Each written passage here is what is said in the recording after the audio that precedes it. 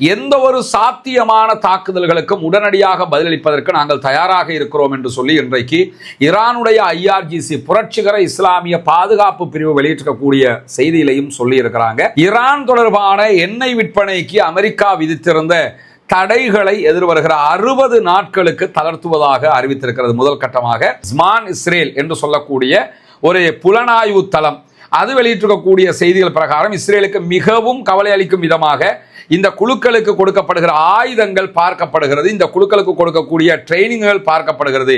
ஏன்னா இது இஸ்ரேலுக்கு எதிராகவே திருப்பப்படலாம் என்று நிபுணர்கள் எச்சரிக்கிறார்கள் என்று சொல்லி ஸ்மான் இஸ்ரேல் என்கிற இஸ்ரேலுடைய உளவுத்துறை தகவல்களை வெளியிடக்கூடிய செய்தித்தளமும் இன்றைக்கு செய்திகளை வெளியிட்டிருப்பது மட்டுமல்லாமல் மேலதிகமாக ஹிந்து ரஜப் என்கிற அப்பாவி குழந்தையை அநியாயமாக கொன்று குவித்தவர்கள் ஹிஸ்புல்லாக்களால் பழிவாங்கப்பட்டிருக்கிறார்கள் என்கிற செய்திகளும் இந்த இடத்திலே மகிழ்ச்சிக்குரியதுதான்.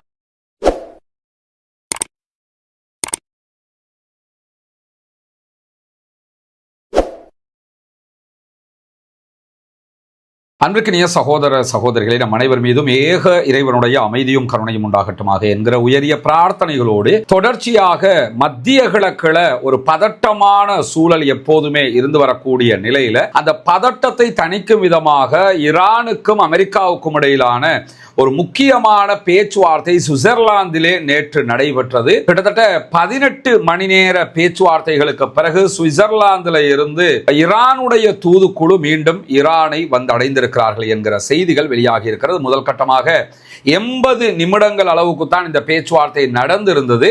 அதற்கு பிறகு உள்ளக கலந்துரையாடல்களுக்காக நேரம் கொடுக்கப்பட்டிருந்தது. அதோடு அவங்க கிளம்பி வந்துருவாங்க அவங்க நாட்டுக்குங்கிற மாதிரியான ஒரு சூழலும் உருவாகி இருந்தது. ஏன்னா இடையில அமெரிக்க அதிபர் டொனால்ட் ட்ரம்ப் வேற பிரச்சனையை உண்டாக்கும் விதமாக சில ட்வீட்டுகளை போட்டுக்கிட்டு இருந்தாரு. அதற்கு பிறகு பாகிஸ்தானுடைய தலையீட்டினால் கிட்டத்தட்ட 18 மணி நேர பேச்சுவார்த்தைகளுக்கு பிறகு ஈரானுடைய அதிகாரிகள் ஈரானை வந்தடைந்திருக்கிறார்கள். பேச்சுவார்த்தைகள் முழுவதும் வெற்றிகரமாக அமைந்திருக்கிறது என்று அமெரிக்கா சொல்லல. ஆனா என்ன சொல்றாங்கன்னா வெற்றிகரமான பேச்சுவார்த்தைகளுக்கு ஒரு அடித்தளமாக இது இருக்கிறது என்று சொல்லி இருக்கிறார்கள். அதே நேரத்தில் கத்தருடைய அதிபர் வெளியிட்டிருக்கக்கூடிய அறிவிப்புலையும் என்ன சொல்றாருன்னா எதிர்வருகிற 60 நாட்கள் ரொம்ப முக்கியமானது, எங்களுடைய அடுத்த கட்ட பேச்சுவார்த்தைகளை நடத்துவதற்கான முழுமையான ஏற்பாடுகளை நாங்கள் செய்து கொண்டிருக்கிறோம் என்றும் சொல்லி இருக்கிறார். கத்தர் இதுல மிக முக்கியமான பங்காளி என்பதும் நமக்கு தெரியும். அதே நேரத்தில் நேற்றைய தினம் கத்தர்ல அவர்களுடைய பெட்ரோ கெமிக்கல் மிக முக்கியமான ஒரு பகுதியாக இருக்கிற ரஸ்லஃபான் ஒரு பெரிய வெடிப்பு ஏற்பட்டிருந்தது. உயிரிழப்புகள் எல்லாம் பதிவாகி இருந்த இந்த வெடிப்பு ஆரம்பத்தில் யாராவது ஒரு தாக்குதல் நடத்தி இருக்கலாம் என்கிற சந்தேகங்களை கிளப்பி விட்டிருந்தாலும் அது எந்த ஒரு தாக்குதலாலும் நிகழவில்லை.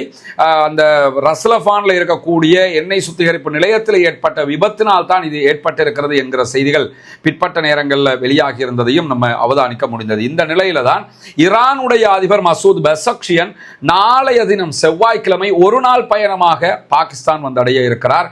பாகிஸ்தானுடைய பிரதமர் ஷபாஸ் ஷரீஃபோடு அவர் நேரடி பேச்சுவார்த்தைகளை நடத்த இருக்கிறார். ஏற்கனவே பாகிஸ்தானுக்கும் ஈரானுக்கும் இடையில ஒப்பந்தங்கள் இருக்கிறது. அந்த ஒப்பந்தங்களை தொடர்வது தொடர்பாகவும் மேலதிகமான வர்த்தக ஒப்பந்தங்களை இரு நாடுகளும் ஏற்படுத்திக் கொள்வது தொடர்பாகவும் ஆராய்வதற்காக வருகிற மசூத் பெசக்ஷியன் அவர்கள் இந்த சமாதான உடன்படிக்கையில் பாகிஸ்தான் மேற்கொண்ட காரியங்களுக்காக நேரடியாகவே பாகிஸ்தானுக்கு பாராட்டுக்களை தெரிவிப்பார் என்றும் ஈரானுடைய தஸ்னீம் நியூஸ் ஏஜென்சி வெளியிட்டிருக்கக்கூடிய செய்திகளை அல் ஜசீராவும் சுட்டிக்காட்டக்கூடியதை நம்ம பார்க்க முடிகிற அதே நேரத்தில் எந்த ஒரு சாத்தியமான தாக்குதல்களுக்கும் உடனடியாக பதிலளிப்பதற்கு நாங்கள் தயாராக இருக்கிறோம் என்று சொல்லி இன்றைக்கு ஈரானுடைய IRGC புரட்சிகர இஸ்லாமிய பாதுகாப்பு பிரிவு வெளியிட்டிருக்கக்கூடிய செய்தியிலையும் சொல்லி இருக்கிறாங்க. அதில் அவங்க என்ன சொல்றாங்கன்னா நாங்கள் எப்பொழுதுமே அலர்ட்ல தான் இருக்கிறோம். ஏற்கனவே பல தடவை இப்படி பேச்சுவார்த்தை நடத்தி கொண்டே அமெரிக்கா எங்கள் மேல தாக்குதல் நடத்தி இருக்கிறது. எனவே நாங்கள் ரொம்ப அலர்ட் ஆகி இருக்கிறோம். எந்த தாக்குதல் எங்கள் மீது யார் நடத்தினாலும் அதற்கு பதிலடி நிச்சயமாக உடனடியாக கொடுக்கப்படும் என்கிற செய்திகளையும் இன்றைக்கு ஈரானுடைய உச்ச தேசிய பாதுகாப்பு குழுவும் அதே போன்று IRGCயும் வெளியிட்டிருக்கக்கூடியதை நம்ம அவதானிக்க முடிகிற அதே நேரத்தில் ஹொர்முஸ் ஜலசந்தி மூடப்பட்டதாக ஈரான் அறிவித்திருந்தது. மூடப்பட்டிருக்கக்கூடிய இந்த நிலையிலும் கப்பல் போக்குவரத்து ஓரளவுக்கு நடைபெறுகிறது என்கிற செய்திகள் வெளியாகி இருக்கிறது. குறிப்பாக 2 மில்லியன் பேரல்கள் எண்ணெயோடு 2 கச்சா எண்ணெய் டேங்கர்கள் ஹொர்முஸ் ஜலசந்தியை கடந்திருக்கின்றன என்கிற தரவுகள் வெளியாகி இருக்கிறது.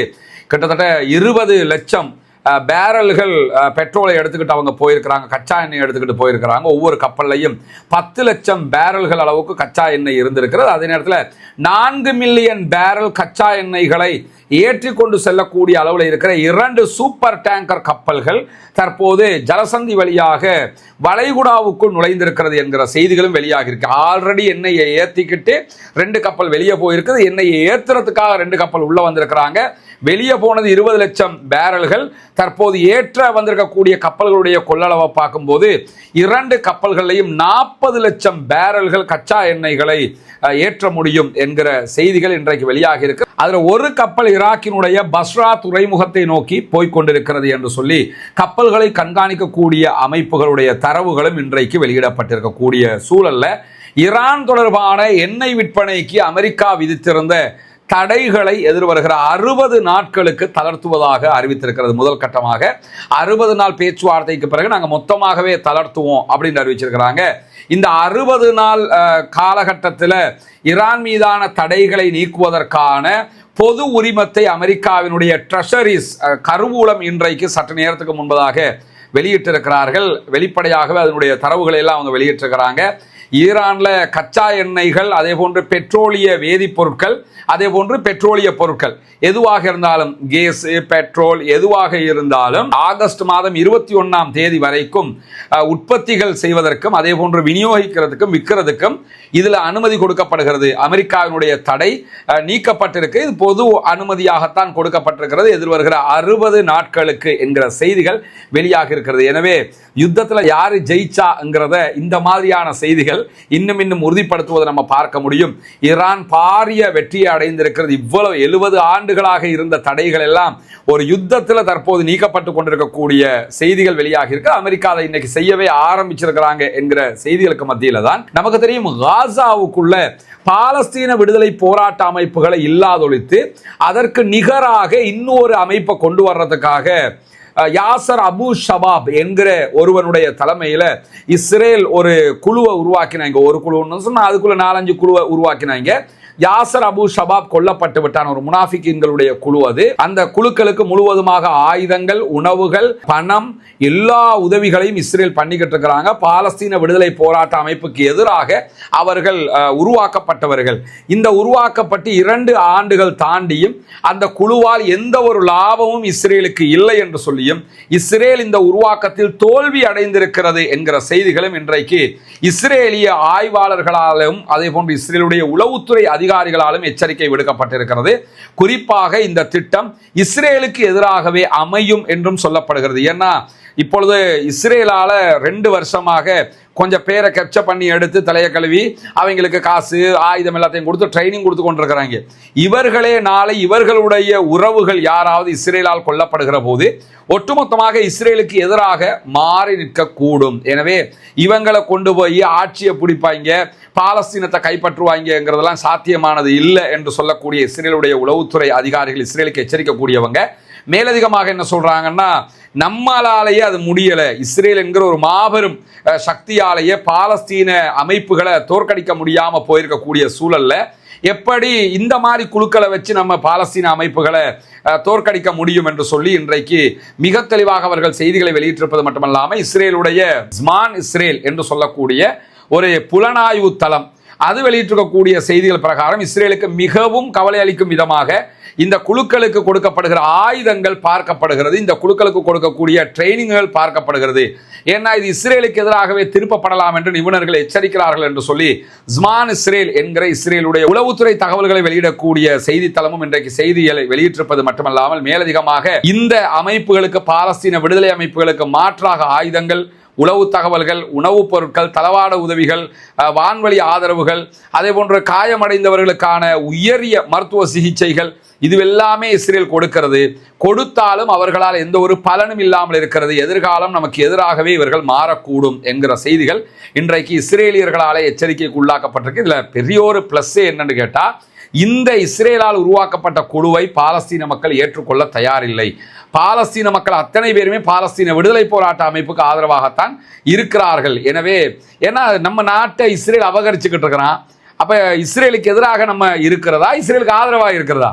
இவங்க பணத்தை வாங்கிட்டு இஸ்ரேலுக்கு ஆதரவா இருங்கிறான், நாங்க எப்படி இருக்கிறது என்று சொல்லி அவர்கள் அதற்கு எதிர் கருத்திலே இருக்கக்கூடிய செய்திகள் இன்றைக்கு வெளியாக இருக்கிற அதே நேரத்தில் இன்றைக்கு அமெரிக்க அதிபர் டொனால்ட் ட்ரம்பினுடைய ஒரு முக்கியமான செய்தி வெளியாகி இருக்கிறது. அது என்ன செய்தி என்று சொன்னால், ஹிஸ்புல்லாக்களை ஒழிப்பதற்கு இஸ்ரேலால் முடியவில்லை. இஸ்ரேல் ஹிஸ்புல்லாக்களை அழிப்போம் பாலஸ்தீன விடுதலை அமைப்பே அவங்களால் அழிக்க முடியாமல் போயிடுச்சு. அதுக்கப்புறம் நாங்கள் ஈரான் வரைக்கும் அழிப்போம்டாங்க. எல்லாத்துலேயுமே தோல்வி அடைஞ்ச நிலையில் இன்றைக்கு ஃபாக்ஸ் நியூஸ் ஏஜென்சி இடத்துல அமெரிக்க அதிபர் டொனால்ட் ட்ரம்ப் பேசும்போது என்ன சொல்றாருன்னு கேட்டால், ஹிஸ்புல்லாக்களை இஸ்ரேலால் கண்டிப்பாக அழிக்கவே முடியாது அப்படின்னு சொல்லியிருக்கிறாரு. அதை தாண்டி மேலதிகமாக சொல்லும் போது, இஸ்ரேலால் ஹிஸ்புல்லாக்களை ஒழிக்க முடியவில்லை, இஸ்ரேலால் ஹிஸ்புல்லாக்களை ஒழிக்கவே முடியாது என்பது ரொம்ப ஏமாற்றகரமான ஒன்றாக மாறிடுச்சு. நாங்கள் அமெரிக்கர்கள் எல்லாம் என்ன நினைச்சோம்னா, ஹிஸ்புல்லாக்களை இஸ்ரேல் அழிச்சிருவான்னு நினைச்சோம். ஆனால் ஹிஸ்புல்லாக்களை இஸ்ரேலால் அழிக்க முடியலைங்கிறது ஒரு பெரிய ஏமாற்றமாக இருக்குது. லெபனான்ல இஸ்ரேலுடைய இராணுவ அணுகுமுறையையும் மிக கடுமையாக அமெரிக்க அதிபர் டொனால்ட் ட்ரம்ப் இன்றைக்கும் விமர்சிச்சிருக்கிறார். அவர் என்ன சொல்றாருன்னா, நீங்க ஹிஸ்புல்லாக்களை அழிக்கிறேங்கிற பேர்ல கட்டிடங்களை இடிக்காம பொதுமக்களை அழிக்காம உங்களால் எதுவுமே பண்ண முடியல. எனவே நீங்க யுத்தம் பண்ற பேர்ல கட்டிடங்களை அழிப்பதும் பொதுமக்களை அழிப்பது தான் உங்களோட வேலை. அதனால உங்களுக்கு இது செய்ய முடியாது. இந்த ஹிஸ்புல்லாக்களை அழிக்கிற விஷயத்தை சிரியாட்ட விட்டுருங்கன்னு மீண்டும் சொல்லியிருக்கிறார். ஏன்னா சிரியாட்ட விடுங்க எதுக்கு சொல்றாருன்னா, சிரியாவுக்கும் லெபனானுக்கும் இடையில ஒரு எல்லை பிரச்சனை இருக்குது. அதை தாண்டி ஹிஸ்புல்லாக்கள் ஈரானுடைய ஆதரவு பெற்ற ஷியா குழுக்களாக இருக்கிறார்கள். அதே நேரத்தில் அகமது அல் ஷாராவினுடைய சிரியாவில் இருக்கக்கூடிய அமெரிக்காவினுடைய ஆதரவு பெற்ற குரூப் இருக்குல்ல, பஷர் அல் அசாத துரத்திட்டு ஆட்சியை பிடித்த அகமது அல் ஷாராவினுடைய குரூப்பை பொறுத்தவரையில அவங்க சன்னி பிரிவை சேர்ந்தவங்க. எனவே ஷியா சன்னி என்கிற ஒரு மோதலை சிரியாவோடும் லெபனானோடையும் உண்டாக்கி விட்டோம்னா காலாகாலத்துக்கு இஸ்ரேல் ஹிஸ்புல்லாக்கள் லெபனான்ல சண்டை பிடிக்கிறாங்கிறத தாண்டி ஹிஸ்புல்லாக்களும் சிரியர்களும் சண்டை பிடிச்சு கொள்வாங்க. அப்ப சிரியா லெபனான் வாராக இதை திருப்பி விடலாம் என்று சொல்லித்தான் அமெரிக்க அதிபர் டொனால்ட் ட்ரம்ப் இதை சொல்லியிருக்கக்கூடிய சூழல்ல, அதற்கு முன்பதாகவே ஞாயிற்றுக்கிழமை இது தொடர்பான ஒரு பேட்டி நிகழ்ச்சியில ஒரு நேர்காணல்ல சிரியாவினுடைய ஜனாதிபதி அகமது அல் ஷாராவிடத்துல ஒரு கேள்வி முன்வைக்கப்பட்டிருந்தது. என்னன்னு கேட்டா, நீங்க லெபனானுக்குள்ள ராணுவ ஊடுருவல் எதையும் பண்ணுவதற்கு ஐடியா இருக்குதா, அல்லது உங்க ஏரியாவை காப்பாத்துறதுக்காக ஹிஸ்புல்லாக்கள் மேல அட்டாக் பண்ணுகிற ஐடியா இருக்குதான்னு கேட்கும் போது, எங்களுக்கு அப்படி எந்த ஐடியாவும் கிடையாது. நாங்க ராஜதந்திர அதே போன்ற அரசியல் மட்ட பொருளாதார மட்ட பேச்சுவார்த்தைகளை நடத்தி தான் இதை பண்ணலாம் இருக்கிறோமே தவிர நாங்கள் எந்த ஒரு சண்டைக்கும் ஹிஸ்புல்லாக்களோடு அல்லது வேறு யாரோடும் போவதற்கு எங்களுக்கு ஐடியா இல்லை அப்படின்னு சொல்லியிருக்கிறாங்க. ஆனால் இதை நம்ம ஃபைனல் டிசிஷனாக எடுக்க முடியாது. அமெரிக்கா சொன்னால் அவங்க சண்டை பிடிப்பாங்க. ஆனால் அமெரிக்காவுடைய வாதம் பிரகாரம் சிரியாவால் தான் ஹிஸ்புல்லாவை ஒழிக்க முடியுங்கிறதும் அது போலியானது. ஏன்னா சிரியாவாலையும் ஹிஸ்புல்லாக்களை ஒழிக்க முடியாது. இஸ்ரேலாலே முடியலைன்னா சிரியாவால் எப்படி முடியும்? அது முடியாது. ஆனாலும் டைவர்ட் பண்றதுக்காக அவர் இந்த செய்திகளை சொல்றாரு என்பதை நம்ம புரிந்து கொள்ளுகிற அதே நேரத்தில் இப்ப சொல்ல போற செய்தி வெள்ளிக்கிழமை வெளியானது. நம்மளால அதை உங்களுக்கு பகிர முடியல, ஆனா இன்றைக்கு அதை பகிரவே வேண்டி இருக்குது. அதனால சொல்றோம். நமக்கு தெரியும், ஹிந்து ரஜப் என்கிற 8 வயது சிறுமிய கொன்றாங்க இஸ்ரேலிய ஆக்கிரமிப்பு ராணுவம். அது தொடர்பாக வாய்ஸ் ஆஃப் ஹிந்து ரஜப் என்கிற ஒரு சினிமா படமும் தற்போது இலங்கையில் ரீகல் சினிமாஸ்ல ஓடிக்கிட்டு இருக்குது. கட்டாயம் எல்லோருமே போய் பாருங்க, பிள்ளைகள் எல்லோரையும் கூட்டிக்கிட்டு போங்க. இவ்வளவு பெரிய ஒரு அநியாயம் இந்த சமூகத்துக்கு இழைக்கப்படுகிறது என்பதை நிஜமான செய்தியை அப்படியே எடுத்து காண்பித்திருக்கிறார்கள். ரொம்ப அருமையாக பார்ப்பதற்கு கண்கலங்கக்கூடிய விதமாக அந்த திரைப்படம் எடுக்கப்பட்டிருக்கிறது. நிஜம் செய்திகள், கற்பனையாக கலக்கப்பட்ட ஒரு செய்தி கிடையாது. அந்த ஹிந்து ரஜப கொலை செய்த இஸ்ரேலுடைய 401வது கவசப்படை பிரிவினுடைய 52வது பட்டாலியனுடைய தலைவன் உள்ளிட்ட கிட்டத்தட்ட 15 பேர் கொல்லப்பட்டிருக்கிறார்கள். வெள்ளிக்கிழமை லெபனான்ல இருக்கக்கூடிய ஹிஸ்புல்லாக்களுடைய அட்டாக்ல கொல்லப்பட்டிருக்கிறாங்க என்கிற தரவுகள் வெளியாகி இருக்கிறது.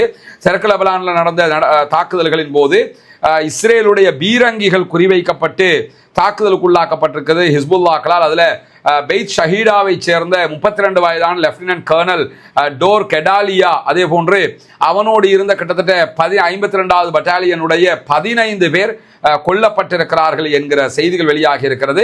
தி டைம்ஸ் ஆஃப் இஸ்ரேலுடைய கருத்து பிரகாரம் அவங்களும் இந்த ஹிந்து ரஜபினுடைய செய்தியை சுட்டுக்காட்டி இதுல சம்பந்தப்பட்டவங்க தான் கொல்லப்பட்டிருக்கிறாங்க என்று சொல்லியிருக்கிறாங்க.